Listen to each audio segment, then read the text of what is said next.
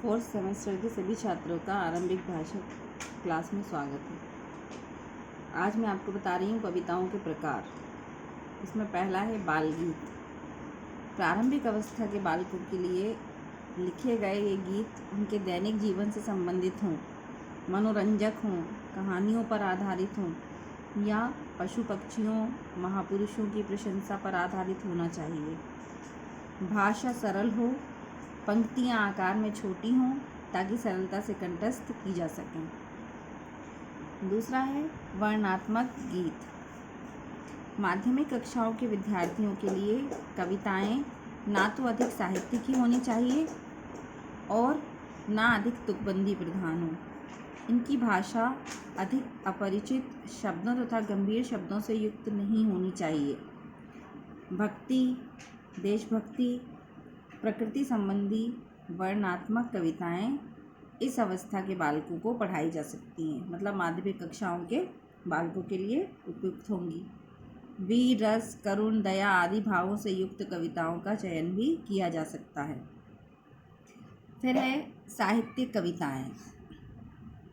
इस अवस्था में विद्यार्थियों के लिए विषय गंभीर हो, हिंदी कविता की विभिन्न धाराओं से परिचित कराने के लिए खड़ी बोली, ब्रज तथा अवध की कविताएं भी कविता संग्रह में होना चाहिए।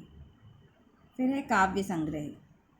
तो एक ये बात है कि अत्यंत खेद का विषय है कि कविताओं का संकलन संपादक लोग करते हैं और शिक्षक वर्ग का उसमें लेश मात्र भी हाथ नहीं रहता है। इसलिए काव्य संग्रह उच्च कोटि के नहीं होते हैं। मतलब आप लोगों ने देखा होगा कि जो किताबें आती हैं, जो साहित्य होता है उसमें वो बहुत अच्छा नहीं होता है।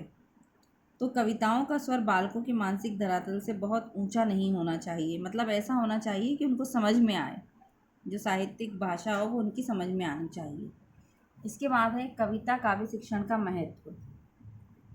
पहला है कविता मानव को रसमग्न तथा आनंद से परिपूर्ण कर देती है। दूसरा, कविता या काव्य मानव हृदय को प्रभावित करती है।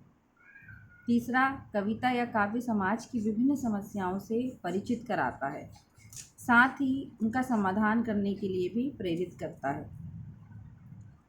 कविता द्वारा किसी समाज की संस्कृति, दर्शन, आदर्श तथा मूल्यों को अभिव्यक्त किया जाता है। जैसे तुलसीदास की रामचरितमानस, मैथिली शरण गुप्त की भारत भारती। मतलब कोई भी आप किसी की भी कविता या आप कोई भी साहित्य पढ़ेंगे तो उससे कोई ना कोई शिक्षा मिलती है, वो किसी न किसी विषय पर आधारित है। फिर है पांचवी, कविता बालकों में रागात्मक विकास करती है। छठा, कविता या काव्य शिक्षण विद्यार्थियों में सृजनात्मक शक्ति का विकास करता है। मतलब वो खुद कविता लिख सकें, खुद साहित्य की रचना कर सकें। इस वीडियो में इतना ही।